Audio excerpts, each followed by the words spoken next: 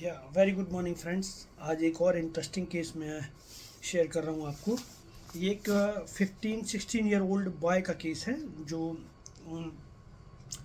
School में पढ़ाई करता है। बट अभी उसके साथ ये सिचुएशन है कि वो स्कूल नहीं जा पा रहा है, स्कूल अटेंड नहीं कर रहा है, स्कूल जाना छोड़ दिया उसने, पढ़ाई से उसका मतलब ख़त्म हो गया है। और थोड़ा सा बिहेवियर का प्रॉब्लम भी आया है कि वो अपने पेरेंट्स को एब्यूज़ करता है, गालियाँ देता है। और वो पूछो स्कूल स्कूल क्यों नहीं जा रहे हो, तो उसके पेरेंट्स पूछते हैं स्कूल क्यों नहीं जा रहे हो, तो ये बोलता है कि मुझे नहीं जाना है वहाँ। मुझे ना अपने स्टूडेंट टीचर से मतलब है, ना अपने क्लासमेट से मतलब है।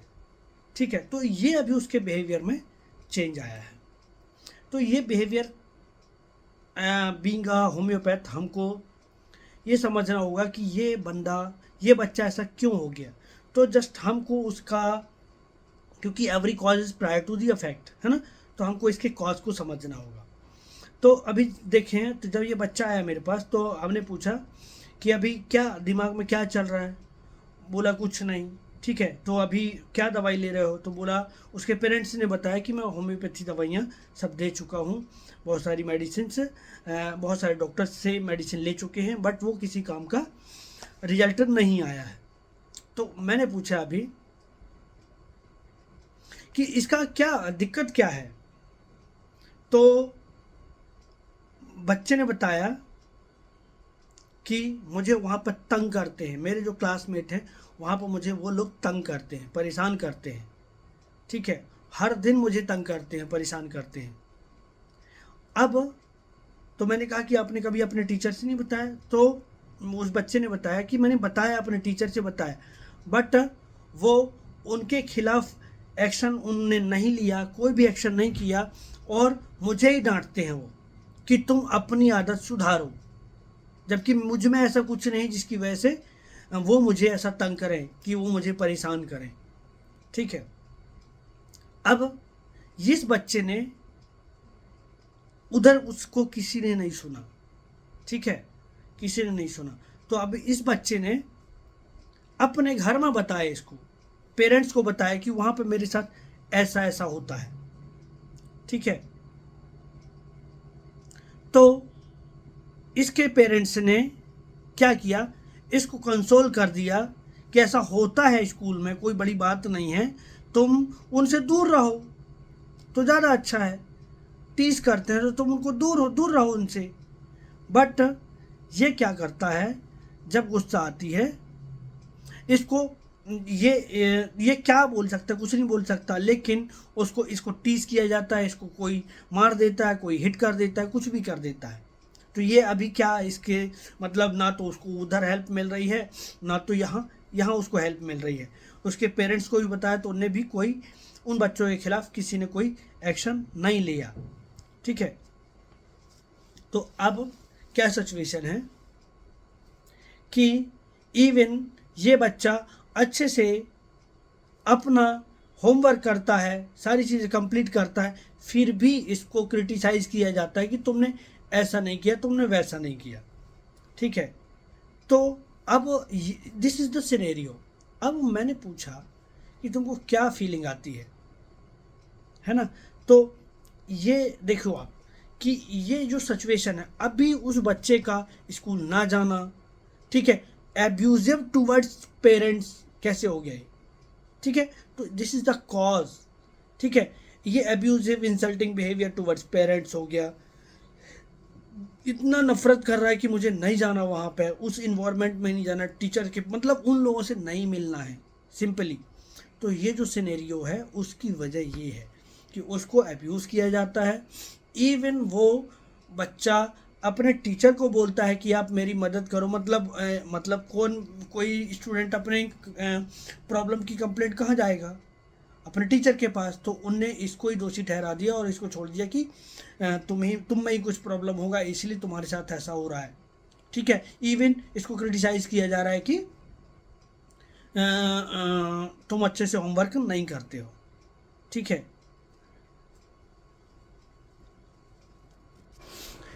तो अब हम इस केस को समझना है। तो अभी देखिए, इसे समझ में आ रहा है कि अब मैंने मदर से पूछा तो मदर ने खुद ही कहा कि मुझे लगता है कि हम लोगों ने इसकी प्रॉब्लम को नहीं समझा है, ठीक है। और हमने इसके साथ जो इसका जो इस तरीके का बिहेवियर है वो नेग्लेक्ट जो किया गया, इसकी बातों पर ध्यान नहीं दिया गया, मुझे लगता है यही इसकी इससे बिहेवियर की वजह है और स्कूल नहीं जा रहा है वो, और ऐसा हो गया ये बच्चा। तो मैंने अभी पूछा उस बच्चे से ही, मैंने पूछा कि अब तुम्हारे दिमाग में क्या है, ठीक है। तो उसने क्या कहा कि मेरे को मेरा सेल्फ रिस्पेक्ट मेरा लॉस किया उन लोगों ने, मेरे को बेइज्जत किया उन लोगों ने, ठीक है। कोई मेरे साथ खड़ा नहीं हुआ, मेरे साथ गलत हुआ लेकिन मेरे साथ खड़ा नहीं हुआ। अब बच्चा क्या कहता है कि अब मुझे नहीं लगता कि ये प्रॉब्लम सेटल होंगी, ठीक है, और कोई मेरी बातों को समझेगा। तो ये जो सिंपल केस है ना, तो ये देखिए ये केस मैंने इसलिए दिया आपको कि आज के टाइम पे बहुत सारे ऐसे सिनेरियोज हैं जो हो रहे हैं, सिचुएशन बन रही हैं ऐसी, ठीक है। तो हमको इस सिचुएशन को समझना है। ये जो पेशेंट है ना, तो इस केस को समझते हैं। देखिए इस केस में ना इंटरेस्टिंग ये है कि सबसे पहले तो ये इसका प्रॉब्लम शुरू कहाँ से हुआ। बहुत सारे बच्चों को आजकल बुली किया जाता है ना, उनको क्रिटिसाइज़ किया जाता है, उनको तंग किया जाता है, तब जाके आप इन बच्चों में एलिमेंट शुरू होते हैं और डरते हैं, ठीक है। तो अभी देखिए आप, हम रूब्रिक लगाएंगे तो अभी, और मदर क्या कहती है, मदर क्या कहती है, ये अब ये चुपचाप रहता है और ज़्यादा किसी से बात नहीं करता है, ठीक है। तो जब जब देखो तो थोड़ा सा झल्ला के बात करता है, थोड़ा गुस्से में बात करता है जब भी कोई बात करी जाएगी तो, है ना, और गाली गलौज करने लगता है। तो ये जो हुआ है उसके बिहेवियर में जो ये चेंज आया है, तो सबसे पहले तो हम उसके एलिमेंट के रूब्रिक लेंगे। तो एलिमेंट फ्रॉम एब्यूज्ड बीइंग, उसके साथ दुर्व्यवहार हुआ है, ठीक है। Element from abused being, element from criticise being, ठीक है, उसको क्रिटिसाइज किया गया है। ये दो रूब्रिक लिए, ठीक है। अब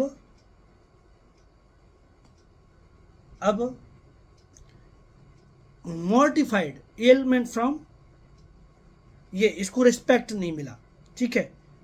तो ह्यूमिलिएशन, मॉर्टिफिकेशन, ये रूब्रिक आपको लगाने हैं, ठीक है। उसको ह्यूमिलिएट कर किया गया है, उसको बेइज्जत किया गया है, उसको सेल्फ रिस्पेक्ट को नुकसान किया गया है, ठीक है। अभी देखिए ये है एक रूब्रिक, उसने क्या बोला कि अब मुझे नहीं लगता कि ये सब सिचुएशन सेटल होंगी। तो ये है डिस्पेयर हो गया है, डिस्पेयर रिकवरी, ये रिकवर नहीं होने वाला है, ये प्रॉब्लम सॉर्ट आउट नहीं होने वाला है। तो डिस्पेयर रिकवरी, ठीक है।